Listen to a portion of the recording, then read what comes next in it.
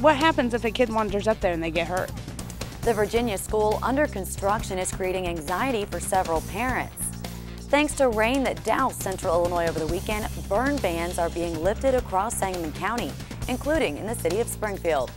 An employee union takes its complaints about Governor Quinn to the Democratic National Convention. First News at 5 starts right now. Good evening and thanks for joining us. I'm Liz Foster. Tonight, parents in the Virginia School District are expressing concerns over building conditions in District 64. Today is the first day back to school for students, and as they grace the halls of the Cass County School, extensive construction is not too far away. ABC News Channel 20's Andrew Hansen joins us with more on tonight's top story. Andrew? Well, there's about half the school building is being demolished right now. Parts that were originally built in 1912 and 1938. The school superintendent admits it's a mess, but he tells us the district is doing everything it can to make the school safe. This is what some parts of the Virginia school looks like on the first day of school. Demolition crews have been on site since August. It's something that has to be done in preparation for a new addition to the school, but it's something some parents worry about. It's not right for them to just come in and do this now when all these kids have to go to school. What about the kids that have health problems, breathing problems?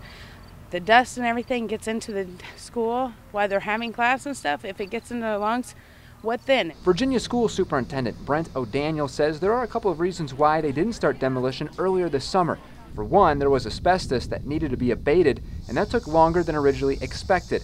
Also, the demolition team found the original structures were not built the way the architectural drawings showed. We take every precaution that we possibly can to assure the safety of the kids while they're here at school. The Virginia school is undergoing a $15 million construction overhaul. In one part of the building, a new air conditioning system and new piping is already in place. The big project is tearing the old parts of the school down and building new. While no demolition will take place during school hours, crews will be picking up pieces. None of the kids are going to be able to keep their ears on, concentrate on what they're supposed to be learning or anything with everything that's going on, the noise, the banging, the loudness. There's no question that we're going to have to ask for some patience from the community. I mean, it's not an ideal situation, and I don't think myself or the board would ever try to make it out to be ideal.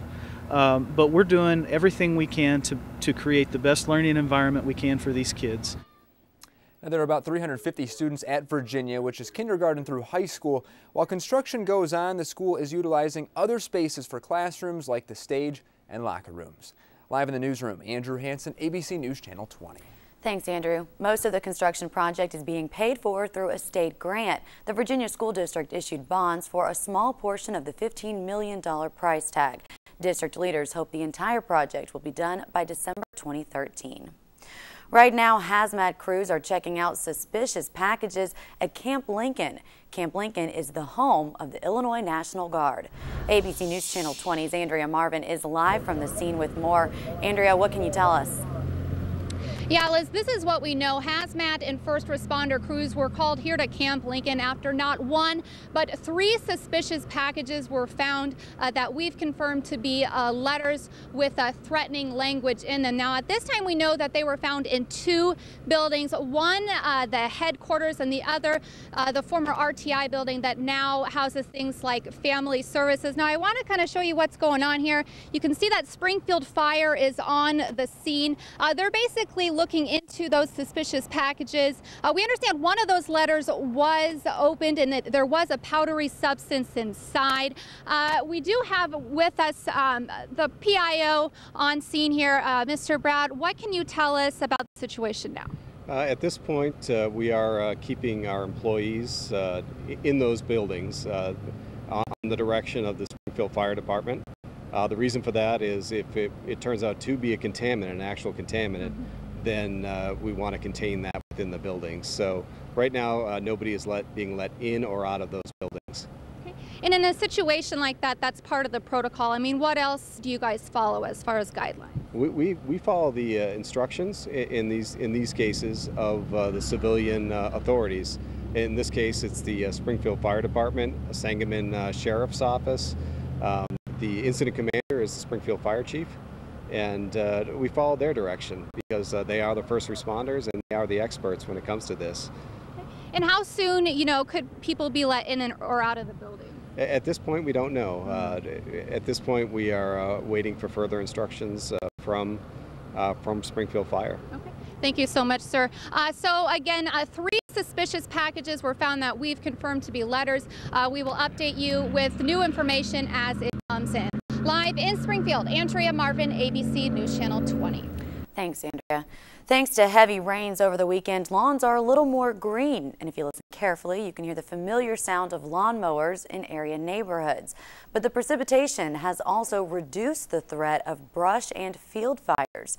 ABC News Channel 20's Mike Brooks is live outside the Springfield Fire Department to explain. Mike? Officials here at the Springfield Fire Department say the ban has been lifted. Now, the burn ban was first put into place on July 30th to help make sure that small fires didn't turn into bigger blazes in homes or out in fields. The ban covered the city itself and all the other communities served by the Springfield Fire Department. Originally, the ban was set to expire in just 1 week with the hopes that conditions would improve by then, but things only got worse and the ban remained in place until noon today. We're told in 1 week the department will re-examine whether the ban should be reinstated. We were going on grass fires every day, but we did have a couple fires that started fences on fires, backyard garages on fires. It's just, I mean, we've never seen it this dry as we did up until about 2 weeks ago. I don't ever remember seeing it this dry. Springfield isn't the only city to feel the benefit of the weekend soaking. We spoke with officials from the Sangamon County Office of Emergency Management. They say every single burn ban in the county has now been lifted or has been allowed to expire. Reporting live outside the Springfield Fire Department, Mike Brooks, ABC News Channel 20. The extremely dry summer also caused harvest to begin much earlier this summer, which increased the potential for large field fires. Sangamon County saw 2 large field fires in recent weeks. The first burned dozens of acres of grass near Rochester, and the second took out several acres of standing corn near Auburn. Well, we saw lots of rain this weekend. Rick, do we have any more in the forecast? Yeah, we do have more rain chances in the forecast. Even tonight, there are a couple of very isolated showers across the area. And look at these temperatures today, low to mid 90s. So a hot day. It's humid outside as well. Here's what's happening right now. We've had a couple of very isolated showers popping up, mainly in our southeastern counties here. So this will be a possibility for you this evening, but only over the next couple of hours. And then we'll see dry conditions until a cold front comes through here tomorrow. Temperatures right now still very warm. Many of us in the 90s right now. So there's that slight rain chance tonight, again a rain or storm chance tomorrow, and a high temperature back into the low 90s. We'll tell you when the best chance of rain is this week coming up. Thanks, Rick. Governor Pat Quinn is among a number of leaders from Illinois scheduled to speak on the first day of the Democratic National Convention in Charlotte. Quinn is scheduled to speak this hour, but as ABC News Channel 20's Katie Hines learned, not everyone is greeting him with a warm reception out east. Katie? Liz, members of the largest union representing state employees also made the trip to North Carolina. 10 members of AFSCME are serving as delegates to the Democratic National Convention. Governor Quinn plans to talk about jobs and the economy tonight. AFSCME Council 31 Representative Jeff Bigelow says the union wants to publicize Quinn's plans to lay off 3,000 state workers and violate contracts the group is paying for. And the group is paying for a truck carrying a billboard to park in a number of locations throughout Charlotte. You can see that picture here on your screen. That's to expose what the union is calling Quinn's, quote, anti-labor record. The truth is he's for cutting pensions. The truth is for ignoring contracts. The truth is he's against working people across the state of Illinois. And we're not going to let him get away with it. This morning, a judge issued a temporary restraining order barring the state from moving forward in the next 30 days to close prisons and youth detention centers. Last week, an arbitrator ruled the Quinn administration violated its contract with AFSCME by taking steps to shut the doors at the facilities before bargaining with the union. AFSCME leaders say the closures represent a change in working conditions for 3,000 state workers. The judge doesn't want any more inmates or residents transferred until Quinn returns to the bargaining table. Liz? Thanks, Katie. Quinn planned to close a number of facilities at the end of next month, which he says are outdated and expensive. In a statement, his spokeswoman says the administration is appealing last week's ruling and examining options. It is disappointing that progress toward making Illinois a better place and putting its financial house in order continues to be halted. Coming up on First News at 5, for months we've encouraged you to avoid texting and driving through our No Text Zone campaign. Find out which community figure will join the program tonight. And some within the Democratic Party call her the president's secret weapon. Tonight, First Lady Michelle Obama will speak at their national convention. We'll be right back.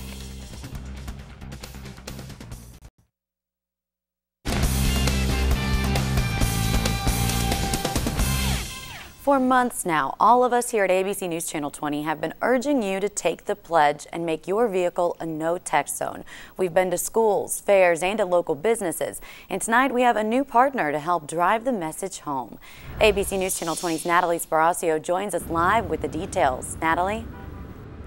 It's an action that can change your life in an instant. We're talking about the dangers of texting and driving. It's something you hear about and see on the news every day. Get this. A recent study found 75% of teens say the practice of texting and driving is common among their friends. The survey found teenagers feel pressure to quickly respond to text messages, and adults are also setting a poor example by texting while driving themselves. There's a lot of attention on teens and texting, but the fact of the matter is adults are just as guilty, and we can do a better job as role models. And we're very proud to announce our new partner that's joining us on this effort. We have Mayor Mike Houston with us. Thanks so much for being here. Natalie, thank you to Channel 20 for what you're doing in terms of really bringing attention to the texting problem, because it's not just a matter of teenagers, although that is where our real concern is. It's a matter of everyone. It really is unsafe to text and drive. And while we've been very fortunate here where we haven't had any fatal accidents, we have had accidents, and as we see around the state, we have a lot of accidents that involve fatalities where someone's trying to text and just taking their eyes off the road for a few seconds, and suddenly somebody's dead. And it certainly is an epidemic that affects the whole population. Tell us about your big plans for September. Well, what we're doing is, first of all, declaring September as a no-text month, and then during the month of September, on September 19th, in conjunction with News Channel 20, we are saying that September 19th is Take the Pledge, no texting. So we're hoping that people will, in fact, join us and say that they will not pledge. They will actually they'll take the pledge of no texting. And that really is something very important to the safety of everyone within our community. And it's not just our community, it's literally across the state and country.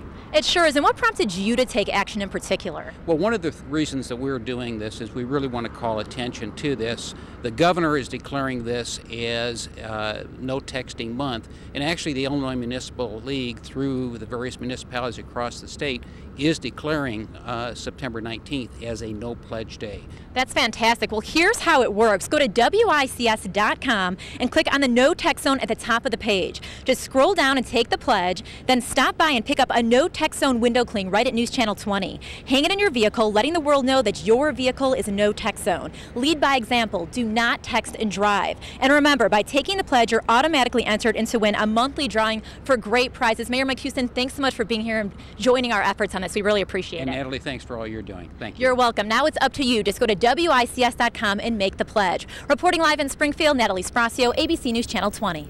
Great initiative. Thanks, Natalie. Up next here on First News at 5, Chief Meteorologist Rick Kirby will join us with a full look at your forecast.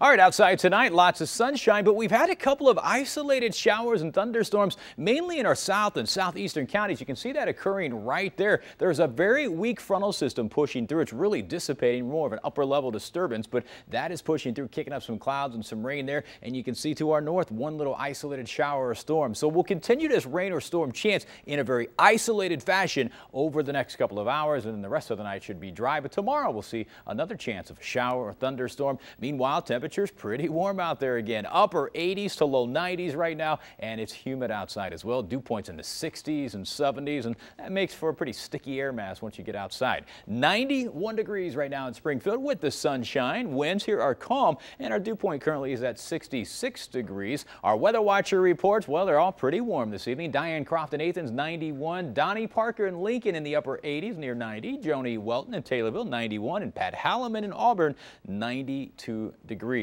There are the official numbers today. The high was 92. The record high is 100. The normal high temperature for this time of the year is 83 degrees. Of course, it was a dry day in Springfield, no rain there, and our low temperature last night down to 70, so that's a warm night, and we'll do that again here tonight. Well, there's the pollen forecast, and the weed pollens are really big, and your yard might be getting a little green from that rain, but you can probably see some weeds shooting out of the ground. They like that hot, dry weather. You can see weed levels are high here, and they're going to stay high over the next several days. So our weather map shows Isaac continuing to move off to the east, and here's our next weather system. It's a cold front that will push our way tomorrow. It's starting to bring some showers and storms right now over the northern plains, and I think it'll do a decent chance of bringing some scattered storms here, primarily in the afternoon toward the evening tomorrow. And temperatures out ahead of this cold front are going to be warm again, almost hot for this time of the year, with temperatures topping out in the low 90s for most of us. 91 in Lincoln, 91 in Decatur, Taylorville 92, 95 in Litchfield. Look at St. Louis, 98 for the high temperature tomorrow. Once the front clears, though, we'll start to cool things down as we head into Thursday. We'll see highs Thursday only in the low 80s, and by the weekend, we're looking at temperatures only rising into the 70s for Friday, Saturday, Sunday, and even into early next week. So for tonight, then, look for clear to partly cloudy skies. Again, that isolated rain or storm chance early this evening, 70 for the overnight low, so warm again. And then tomorrow, partly cloudy skies with that afternoon storm chance and a high temperature topping out in the low 90s. So yes, a hot day. There's the 7-day forecast. Thursday, behind the front, we'll see mostly sunny skies. 83 for the afternoon high, and then that next cold front starts to come our way with an overnight rain chance Thursday night and into Friday, and temperatures on Friday will only rise to around 77 degrees with a pretty good chance of showers and thunderstorms. Another rain chance in here on Saturday. Temperatures will be in the low 70s both Saturday and Sunday. So a cool fall-like weekend. I think a lot of folks are looking forward to that. And it's good to see more rain in the forecast. Yes, yes. Thanks, Rick. We'll be right back after this break.